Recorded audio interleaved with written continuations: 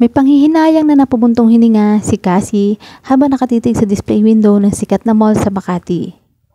Kung perpekto lang sana ang love life ko, tulad ng power plant tuwing Pasko, ang nasa isip na lamang niya. Nadidisenyuhan iyon ng iba't ibang palamuti na akma para sa darating na Kapaskuhan.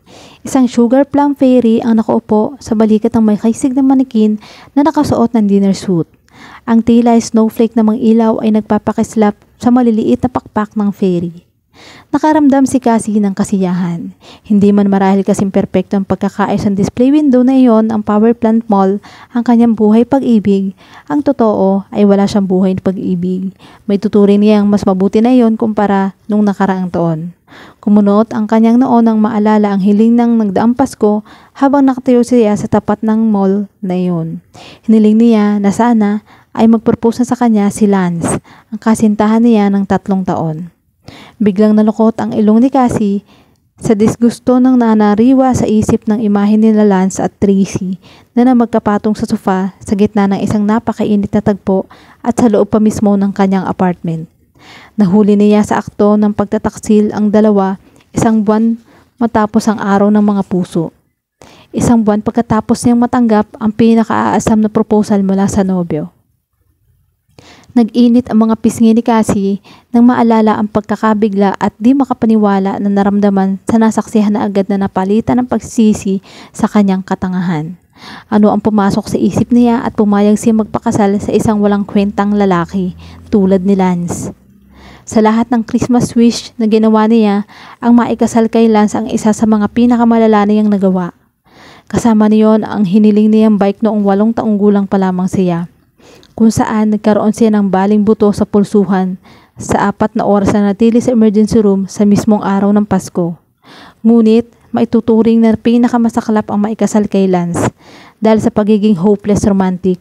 Nagawa niyang magbulag-bulagan sa mga pagkukulang ng lalaki at mapaniwala ang sarili na ang nobyo na ang tamang lalaki para sa kanya. At iyon ang isang bagay na hindi niya gagawin, ang maniwala sa pag-ibig dahil binubulag lamang siya niyon sa realidad ng buhay. Hindi na rin siya hihiling pa ngayong Pasko dahil natatakot siyang baka magkatotoo iyon. Magiging malungkot gumising ng mag-isa sa araw-araw ng Pasko at ilang araw na siyang malungkot dahil doon. Ngunit, sabi nga ng matalik niyang kaibigan na si Nessa, mas mabuti na iyon kaysa makasama niya ang walang kwentang ex-boyfriend. Napangiti si Cassie nang maalala ang sinabi sa kanya ng best friend habang nagkausap sila sa telepono. Ang kailangan mo ay isang candyman, isang lalaking gigising sa pagkakababae mo, at kapag nakita mo na siya, hindi mo nakakailanganin ng isang walang kwentang boyfriend. Ang sabi pa ni Nessa. Minsan ay nahihiling ni Cassie na sana ay maging kasing practical niya si Nessa pagdating sa sex. Kung magagawa lang niyang huwag seryosohin ng sobra ang pakikipagtalik, ay mas madali sana ang lahat sa kanya. Hindi na niya kailangang makakilala pa at masaktan ng mga lalaking tulad ni Lance. Nagpaalam na si Cassie sa Sugar Plum. Saka nakipagsiksikan patungo sa sakayan. Nagkakagulo ang mga mamimili para sa last minute shopping na kukumpleto sa Pasko ng mga ito. Nang makarating sa dulo ng kalsada, ay tumingin si Cassie sa paglalakad habang hinihintay na magkulay pula ang stoplight. Pumikit siya. Saka ini-imagine ng isang lalaki na maaari niyang maging candyman. Hot, hunky, and devoted to making her feel fabulous. Isang lalaking mawawala rin sa pagtatapos ng taon. Kaya hindi niya kailangan pagsilbihan o papaniwalain ng sarili na umiibig siya sa lalaking yun. Her erogenous tones sing pleasantly for the first time in months. Nasa ganoong siyang pagpapantasya nang marinig ang makina ng isang sasakyan. Dumilat siya at napasigaw nang maramdaman ang malamig na tubig na tumalsik sa kanya. Walang modo. Narinig niya yung sabi ng katabing matandang lalaki habang nakatingin sa isang itim na kotse na lumagpas sa kinatatayuan nila. Hindi man lang kasi nag-abalang tumigil ang driver ng kotse. Patabog na inayos ni Cassie ang sukbit na shoulder bag. Saka pinukulang matalim na tingin ang kotse na pumipreno sa crossing na may 10 talampakan ang layo mula sa kanya. Naikuyom niya ang mga kamay. Kadalasan ay palalagpasin niya ang ganong klase ng pangyayari at iisiping minalas lang talaga siya, na hindi naman sinadya ng driver na matalsikan siya. Ngunit habang nakatayo si Rhea roon ay wala ring ibang tinitingnan ang mga nagdaraan kundi ang malaking marka ng tubig na suot niyang jacket na tila ba may nakakahawa siyang sakit. Nakaramdam ng pagre-rebelde si Cassie. Sinadya man yun o hindi, nabasa na siya. At wala siyang balak na tumayo na lamang at tanggapin ang sinapit na kamalasan. Mabilis siyang sumingit sa mga nagdaraang tao, saka huminto sa tapat ng itim na kotse. Kinatok niya ng malakas ang bintana na yun. Hoy, walang hiya! Dahan-dahang bumaba ang tinted na salamin. Napakurap si Cassie nang sumungaw ang isang lalaki mula sa driver's side. Dark hair swept back from a broodingly handsome face accented by a strong jaw and hollow, raw-boned cheeks. Nakaramdam siya ng di maipaliwanag na pamilyaridad. Kilala ba niya ang lalaking ito? May problema ba? Tanong ng lalaki. Ikaw ang problema. Tingnan mo ginawa mo sa akin, no? Ang sabi ni Cassie. Saka itinaas pa ang mga braso para ipakita ang nabasang damit habang sinisermonan ang sarili sa sandaling paghanga sa lalaki. Gwapo man ito, napakasama naman ang ugali. Sigurado ka bang ako ang may gawa niyan? Oo naman. Napatingin si Cassie sa stoplight nang marinig ang busina ng sasakyan sa kasunod nila. Nakago na iyon. May bumusina uli. Mas mahaba na. Hindi ako pwedeng tumigil dito. Umayos ang upo ang lalaki saka mga hawakan na ang kambyo ng kotse. No way, hindi mo ko pwedeng takasan at iwan dito ng basta-basta. Mabilis na binuksan ni Cassie ang pinto, saka pumwesto sa passenger seat. Hey! Ang sabi ng lalaki habang isinasara niya ang pinto ng kotse nito. Ano sa tingin mo ang... Magmaneho ka lang. Tingnan niya ito ng matalim. Pag-usapan natin yung pangit mong ugali kapag nakakita ka na ng pwedeng hintuan. Nagsalubong ang mga kilay ng lalaki. Mababanaag sa mga mata nito ang kislap ng pagkayamot. Sige, pero iwasan mong mabasa ang kotse dahil hiniram ko lang to. Umandar na uli ang kotse. Binalot ng init ang katawan ni Cassie. Nilulunod siya sa magkahalong amoy ng leather at ng katabing lalaki. Minundol siya ng kaba habang unti-unting nawawala sa kanyang paningin ang kislap ng fairy lights sa power plant. Ang lakas ng loob ng nagtulak sa kanya para po sumakay sa itim na kotse ay unti-unting naglalaho kapalit ang pagnanais na iligtas ang sarili mula sa pagmamanehong estranghero na hindi niya alam kung saan siya dadalhin. Kalimutan mo na lang pala yun, sabi niya. Saka hinawakan ng handle ng pinto. Inihinto ng lalaki ang kotse sa malapit na loading bay. Kung ganun, hindi pala ako... Nahinto ang kami ni Cassie sa pagbubukas ng pinto pagkarinig sa nanunumbat na tinig ng lalaki. Agad siyang nainis, nanlilisik ang matang bumalik sa lalaki. Ikaw yon, hindi mo ba alam na malapit ang Pasko? Magpakabait ka naman kahit konti. Pinihit ni Jacob ang handbrake, saka ipinatong ang braso sa manibela. Tinitigan niya ang katabing galit na babae. Matalim ang tinging pinupukol ng bilugan nitong mga mata sa kanya. Paano ba napunta sa kotse ko ang baliw na babaeng to ang nasa isip niya? Hindi pa ba sapat na manipula siya ni Helen para tanggapin ang imbitasyon nito para sa isang ngayong Pasko? Ngayon naman ay isang nababaliw na babae ang kasama niya sa hiniram na Mercedes.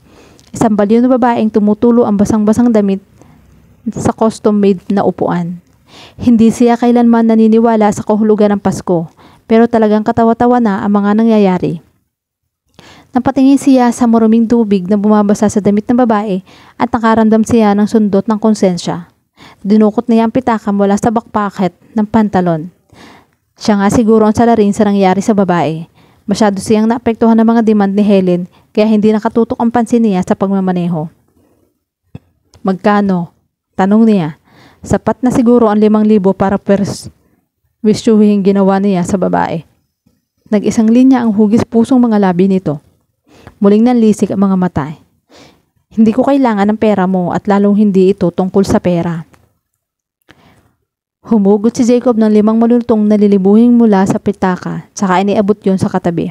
Ayan, Merry Christmas. Sinulipan lang ng babae ang pera bago patuyang ngumiti sa kanya. Sinabi ko nang hindi ko kailangan ng pera mo. Nakakairita ang sarkastikong paraan ng pagtawag ng babae sa kanya. Ngunit nang humalikip-kip ito ay hindi napigilan ni Jacob na mapatingin. Nabaling ang pansin niya sa malakrema nitong kutis na bahagyang nakikita sa suot na V-shape na blusa. Hell, wala ba siyang suot sa ilalim ng jacket na yun? Ang nasa isip niya. Bigla na lang niyang naisip yun at nagdulot yun ng kakaibang init sa kanyang katawan na hindi niya dapat maramdaman para sa babae. Ang gusto ko, humingi ka ng tawad sa akin. Inalis si Jacob ang mga mata mula sa dibdib ng babae. Huh? Apology? Ako naman siguro kung paano gawin yun, di ba? Anito na tila nakikipag-usap sa isang taong sobrang baba ng IQ. Ipinilig ni Jacob ang ulo.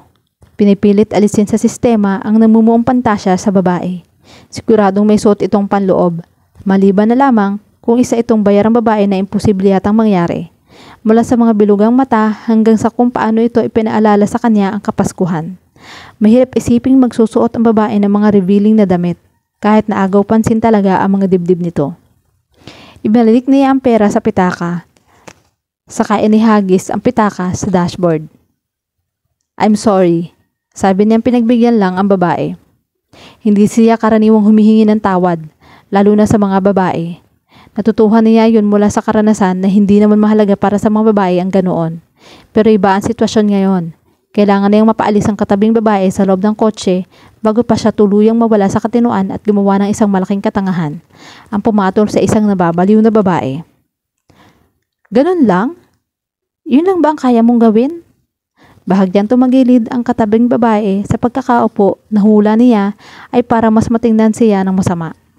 Pero sa paggalaw nito, lalong humapit sa dibdib nito ang suot na jacket.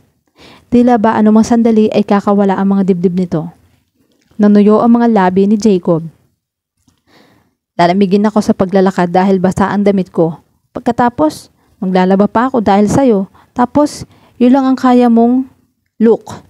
Nagalok ako ng pera pero hindi mo tinanggap. Humingi na rin ako ng tawad pero ayaw mo ring tanggapin. Hindi ko na alam kung ano pa ang gusto mong gawin para lang makabawi ako sa'yo. Tumikom ang bibig ng babae at tumaas ang magagandang kilay. That had certainly shut her up. Ngunit hindi sigurado si Jacob kung dahil din ba sa mga sinabi niya kaya mababakas ang pagkagulat sa mukha nito. Tinakasan kasi ng kulay ang pisngi ng babae. Jace, the ace. Natatakpan ng kamay ang bibig ng katabi pero malinaw pa rin niyang narinig ang sinabi. Nakaramdam si Jacob ng pagkabalisa. Paano mo nalaman ang pangalan ko? Tanong niya. Wala nang tumatawag sa kanya sa palayaw na iyon mula nang mapatalsik siya sa eskwelahan noong 17 anyos pa lamang siya. Nang tumino iyon, sa kanyang isip, ipanibagong alalahan na pumasok doon. The insistent throbbing of his growing increase. Damn it, that had to be it. Ano pa ba ang maaaring dahilan sa kagiyat na reaksyon ng kanyang katawan sa babae? Nanatili itong tahimik kaya napilitan na siyang tanungin ng isang bagay na obvious na. How I slept with you? Hindi niya ako naaalala. Salamat po Lord ang nasa isip na lang niya. Sunubukan magsalita ni Cassie pero tila naman hid ang kanyang dila para makabuo ng salita. Hindi nakatakataka yun. Nang makilala niya ang lalaki kanina ay para siyang naubusan ng hangin sa kabiglaan. Umiling-iling siya sa kapabulong na sumagot. Hindi. Sigurado ka? Tanong ni Jace habang patuloy na nakatitig sa kanya ang mga mata nitong napakaraming pinaiyak na mga babae noon sa Hillsdown Road Secondary School. Tamango si Cassie. Nag-relax sa mga balikat nito at saka bumulong. Good to know. Hindi na nakapagtatakang hindi agad niya nakilala ang lalaki. Ang Jacob Rivas na naalala niya ay ang anyo ng lalaking noong binatilyo pa ito. A tall, troubled, and heart-stoppingly handsome boy, who at 17 had been the perfect mix of dashing and dangerous to a girl of 13 with an overactive imagination and the hyperactive hormones. Walang nangyari sa kanila. Ang totoo, kahit halik ay hindi pa nila napagsaluhan. Mas bata siya kay Ace ng 4 na taon at bilang estudyante, malaking agwat iyon ng edad. Ngunit kahit pa ganoon, madalas pa rin niyang pangarapin ang lalaki tulad ng halos lahat ng kaeskwela niyang babae. At gaya ng dati, nagagawa pa rin ni Jace na pabilisin ang tibok ng kanyang puso. Umayos ng upo si Cassie. Naguguluhan siya sa nararamdaman. Pakiramdam niya ay nakagapos siya dahil sa basang damit na umahakab sa kanyang katawan. Her stomach muscles clench and release. Tulad ng kung anong paanong gaanon din ang pakaramdam niya noon tuwing sinusundan niya si Jay sa school, kantin, o sa sakayan ng bus habang hindi nito pinapansin ang mga babaeng kinikilig sa tabi nito. Iyon din ang pakiramdam niya nang maranasan ang pinaka nakakahiyang bagay sa kanyang buhay.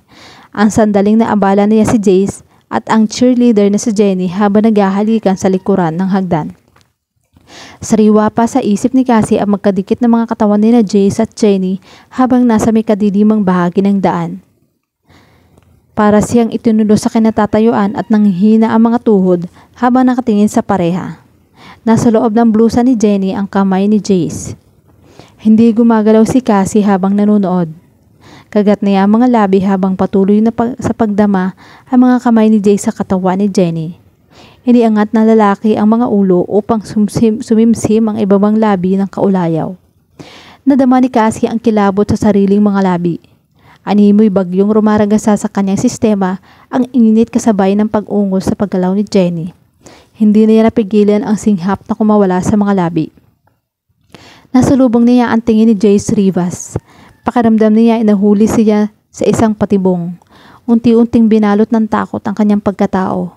Ngunit sa halip na galit sa ginawang pangiistorbo, isang pilyong ngiti ang pinakawalan ng lalaki na parabang isang sikreto ang pinagsasaluhan nila at sila lang ang nagkakaintindihan. Inisihan din ni Cassie si Jace, saka tinangkang kausapin. Ngunit siya nakita ni Jenny at sinigawan siya. Anong iningiti-ngiti mo riyan? Alis!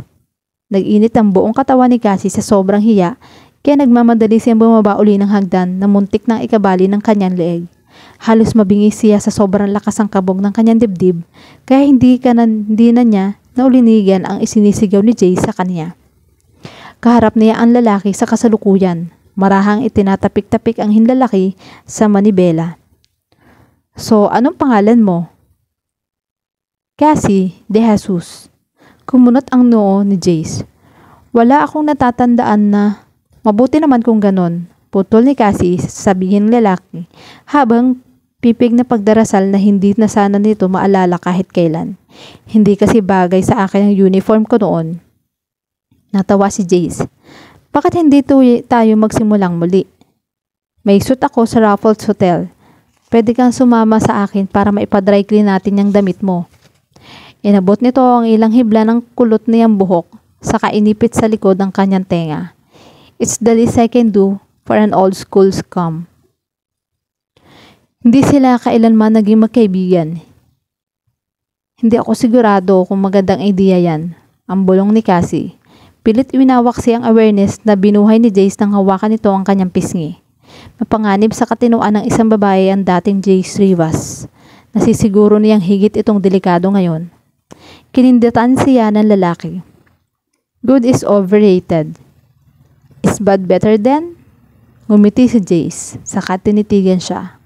Base sa mga naging karanasan ko, hindi lang mas mabuti ang masama, mas masaya rin. Lumungin ito upang i-check ang trapiko. Anong sagot mo? Tanong nito habang iniaatras ang sasakyan. Payag ka bang sumama sa akin sa hotel para uminom habang pinalalabhan ko ang mga damit mo?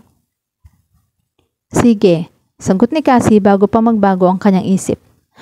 Kung hindi ba ako makakabala sa iyo eh. Ginisihan siya ni Jace.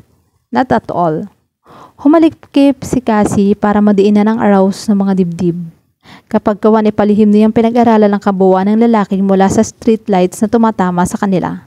Bumagay kay Jace ang ilang taong nadagdag sa edad nito. Makapal at maitim ang alon-alon nitong buhok. Wala na ngang namumulang-mulang peklat sa gilid ng mata ng lalaki. Napalitan iyon ng manipis na hiwa na umahati sa kaliwang kilay nito. Mula sa pagiging payat at matangkad ay lumaki na ang pangangatawa ni Jace.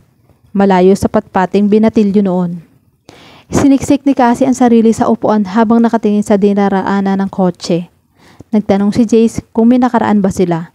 Dalawang bagay lang ang ibig ipakahulugan niyon. Kung hindi nagkaroon ng amnesia ang lalaki ay napakarami na nitong nakarelasyon na nakalimutan na nito ang pangalan ng mga babaeng nakarelasyon.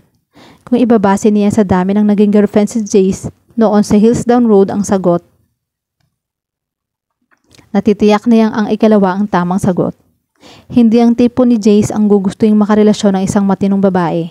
Ngunit habang pinagmamasdan niya ang lalaki, ay damang-dama ni Cassie ang matinding attraction dito. Siguro nga ay bagsak si Jace sa pamantayan kung ang pakikipagrelasyon ang pagbabatayan, ngunit maaari kaya itong kanyang Candyman? Because, as coincidences went, this one was kind of hard to ignore. And did she have a sweet enough tooth and enough guts to risk taking a lick? That would be a no, din sagot ng isip ni Cassie habang nakatingin sa dinaraanan nila. Evergreen garlands of holly and trailing ivy shimmered with 1,000 tiny lights on the ornate stones and gold frontage of the luxury hotel.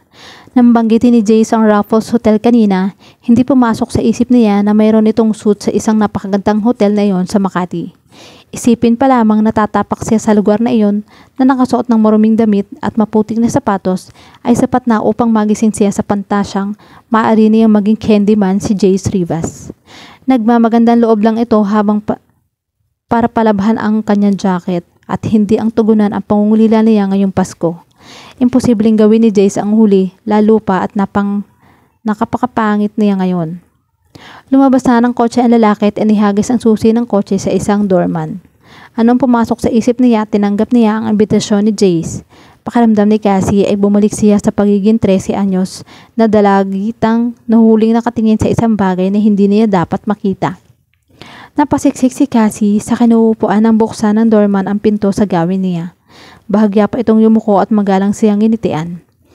"It's a pleasure to welcome you to the Raffles Hotel, Miss De Jesus," ang sabi ng doorman, saka inilahad ang isang kamay sa kanya.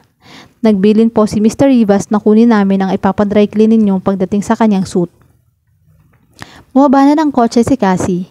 Iningatan niyang huwag madikit sa doorman dahil hindi nito magugustuhan kung madudumihan ng maganda nitong uniforme. Naghihintay si Jay sa pinto ng hotel. Halatang sanay na sanay ito sa marangyang kapaligiran. Niyakap ni Cassie ang sarili habang pumapanhik sa hagdang patungo sa kinaroroonan ni Jace. Candyman or not, Jace Rivas was way too much for her to handle. Marahil ay mas maraming alam ang lalaki sa pag-aakit kaysa kanya kahit na noong 17 anyos pa lamang ito. Ang pagkabuhay ng kakaibang damdamin niya kanina ay dala lamang ng dating paghanga sa lalaki na matagalan niyang nakalimutan. Hinawakan niya si Jay sa braso bago pumansya nito maalalayang papasok sa labi ng hotel. "Wala bang ibang pwedeng daanan?" ang tanong niya. Saka mabilis na bintawan ang matigas nitong braso. "Hindi ko alam, bakit?" "Dahil basang-basa ako. Hindi ba nito napansin na mukha siyang basang sisiw sa ayos niya?" Nakaramdam si Cassie ng hiya nang gumala ang mga mata ni Jay sa kanyang katawan. "Ang jacket mo ang pinaka nabasa, hubarin mo na lang." Hinubad ni Cassie ang suot na jacket at hinuwakan na lang iyon. Ramdam niya ang pamumula ng mga pisngi. Isang ngiti ang sumilay sa mga labi ni Jace at parang naulunigan niyang sinabi nito, "Sayang." "Ano sabi mo?" Imahinasyon lang ba niya o talagang may kislap ang kapilyuhang naglalaro sa mga mata ng lalaki? Wala. Mahinang sagot nito pero hindi nawala ang kislap sa mga mata. Ang simpleng asul na blusa na suot ni Cassie ay umabot ang hanggang sa taas ng kanyang hita. Isa yun sa mga paborito niyang mga disenyo ni Nessa, pero hindi akmang isuot iyon ng walang jacket. Lalo na at malamig yung panahon dahil bukod sa short sleeve ay malalim din ang neckline ng blusa. Nangatog siya sa lamig nang umihip ang hangin. Pinigilan niya ang pangangatal ng mga ngipin at halos mapatalon siya sa pagkabigla nang lumapat ang mainit na palad ni Jay sa kanyang likod. "Heto o." Hinuban nito ang sariling jacket at ibinalabal iyon sa kanyang mga balikat. "Sa akin na muna yan." Kinuha nito ang basang jacket mula sa kanya. Hinawakan ni Cassie ang lapels ng jacket nito, halos nanliit siya sa laki niyon. Inilagay ni Jace ang kamay sa kanyang baywang. Saka siya niya papasok sa lobby ng hotel. Sinulubong sila ng bango ng mga rosas. Bagong putol na sanga ng pine at cinnamon sticks na maganda ang pagkakaayos sa malalaking florera na nasa reception ng desk. Ngayon, hindi natakpan ng mga yun ang bango ng sabon at ang natural na amoy ni Jace na kumapit sa jacket nito. Sandali lang.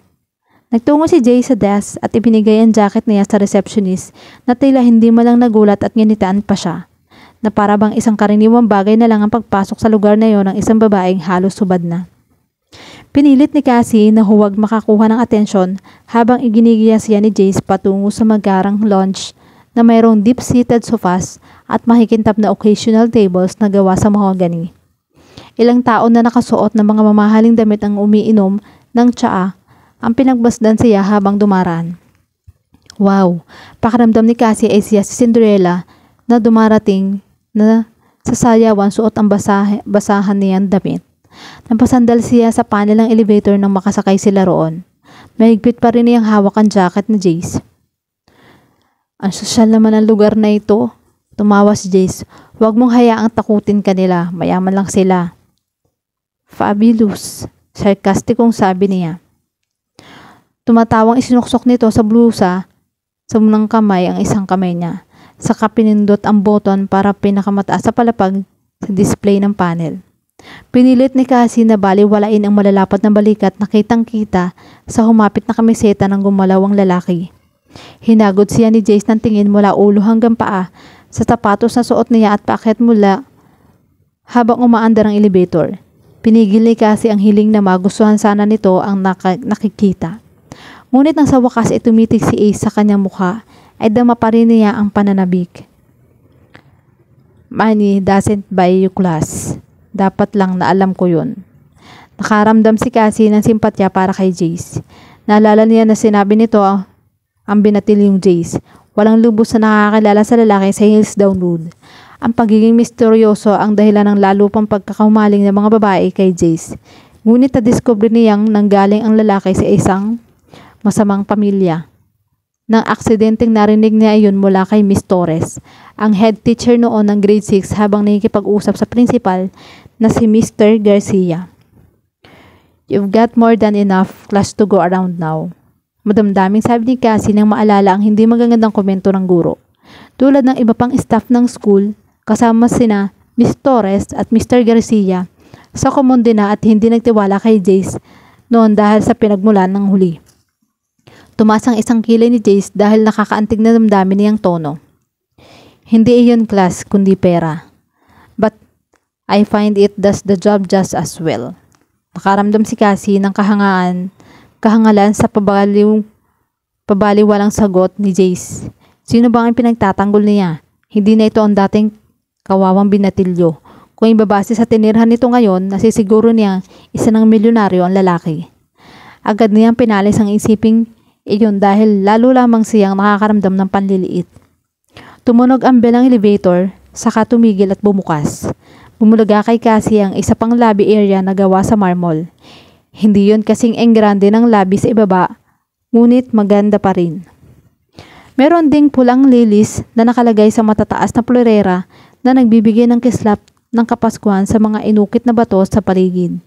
Binuksan ni Jace ang isang pinto na gawa sa mahogany gamit ang keycard nito. Saka bahagyang umatras para bigyan daan siya pangkapasok sa isang malaking suite na maraming kwarto. Biglang napatigil si Cassie. Nadismaya sa makapal na karpet na nakalatag patungo sa parte na mukhang sala. May problema ba? Tanong ni Jace habang inaalis ang jacket nito mula sa kanyang balikat. Kailangan kong hubarin ang sapatos ko. Hindi magiging magandang tingnan ang bakas ng putik sa kagandahan ng carpet. Sige, tatawag ako ng housekeeping para linisin ang sapatos mo habang nilalabhan na ang jacket mo. Salamat. Nahihiyang sabi niya. Tumayo siya gamit ang isang paa habang hinuhubad ng sapatos para lang mapatayo ng tuwid sa kabiglaan nang ilagay ni Jace ang kamay nito sa kanyang baywang. Humawa ka sa balikat ko. Kaswal na sabi nito, ngunit nang magtama ang kanilang mga mata ay bumalik kay Cassie ang kilabot na nadama noon sa madilim na pasilyo ng dating eskwelahan. Ang kaibahan lang sa pagkakataong ito, siya na ang hawak ng kamay ni Jace at hindi na si Jenny. Salamat. Sambit niya habang parang walang nagwawala ang kanyang puso. Humawak siya sa shoulder blade ni Jace para sa balanse. Hindi naman ito bumitaw sa pagkakahawak sa kanyang baywang habang hinuhubad niya ang suot na sapatos. Ngunit nang tuluyang mahubad ang mga sapatos at lumayo siya mula sa pagkakahawak na lalaki, ay napagtanto ni Cassie ang isa pang problema. Siguro dapat mo ring hubarin yan, sabi ni Jace na tila ba Nabasa lamang ang kanyang isip habang ini-inspeksyon ng basa na yung leggings. Basang-basa eh. Tama, pero nag-atubili si Cassie. Dahil kung huhubarin niya ang leggings, ang blusa na lamang ang natitirang saplot niya.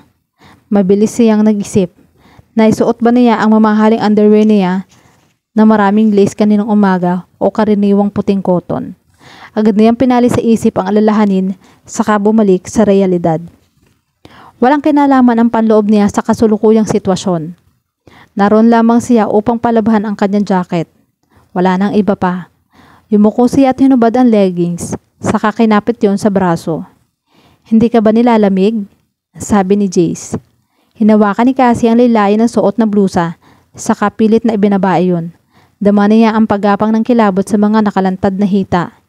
Ibinao niya ang mga daliri sa paa na nakapalambot sa alpombra. Okay lang ako, salamat. Pabulong na sagot niya. Napansin niya ang bili sa pisngi, Jace. Ang kaalamang naaliw ito sa sitwasyon niya ay nagpatuloy lamang sa katawa-tawa siya para sa lalaki. Hindi ito interesado sa kanya o sa panloob niya. Magpahinga ka muna doon sa lunch. Mas lumalim ang bili ni Jace habang itinuturo sa kanya ang malawak na sala. Habang ipinapapababa ko ang mga ito, dinampot nito ang kanyang mga sapatos, saka inabot ang leggings na kip-kip pa rin siya. Pinilit ni Cassie na mag-relax para makuha nito yon. Okay. Ano niya sa matinis na boses. Tumikhim siya upang alisin ang bra sa lalamunan. Salamat, gagawin ko yon. Ikaw na ang bahalang kumuha ng maiinom. Sa pagkadismaya niya ay hindi kumilos si Jace para tumlikod na tila hinihintay na siya ang maunang gumalaw. Andun sa loob ng cabinet ang mga iniinom sa ilalim ng flat screen. Ibinuka ni Cassie ang mga labi para magpasalamat uli pero nagbago ang kanyang isip. Siguradong alam na ni Jace ang bagay na iyon ngayon. Tumango siya, saka pinilit ang sarili na kumilos na.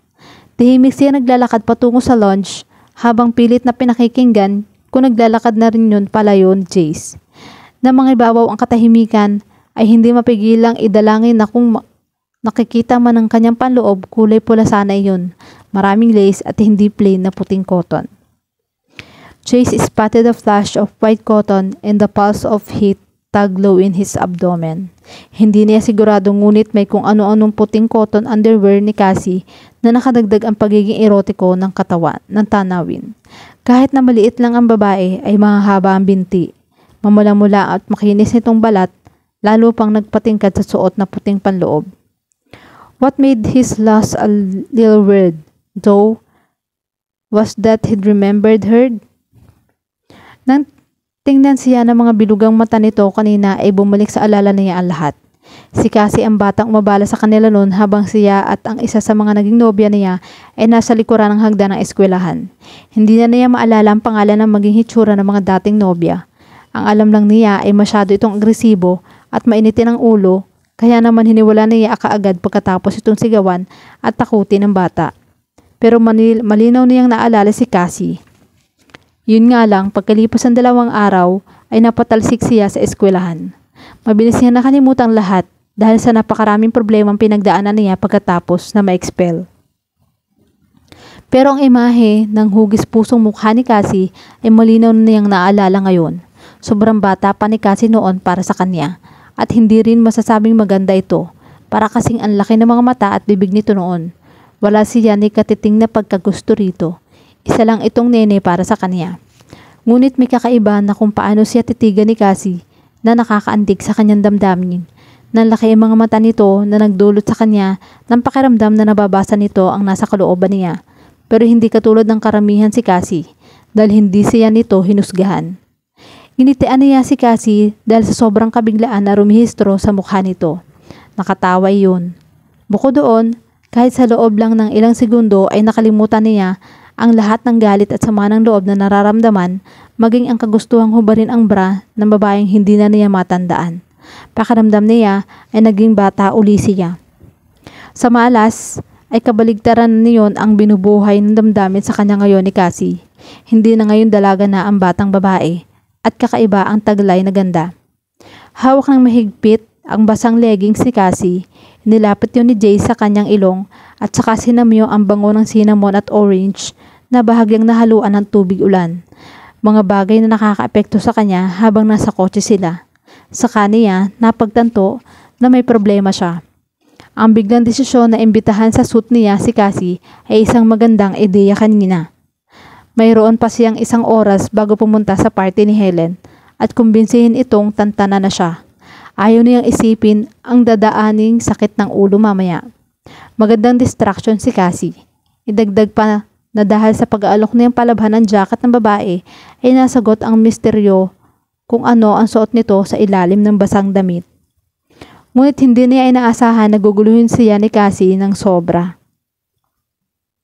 Ang pagiging magugulatin nito mula nang nakaraang sila sa hotel ang nakaintriga sa kanya at kung paano siya nito ipagtanggol kanina sa elevator ang sumurpresa sa kanya at nagpaalala sa batang Cassie noon. Pero mas nakakadistract ang mahubog nitong katawan at hindi maiiwasang rumesponde ng kanyang katawan.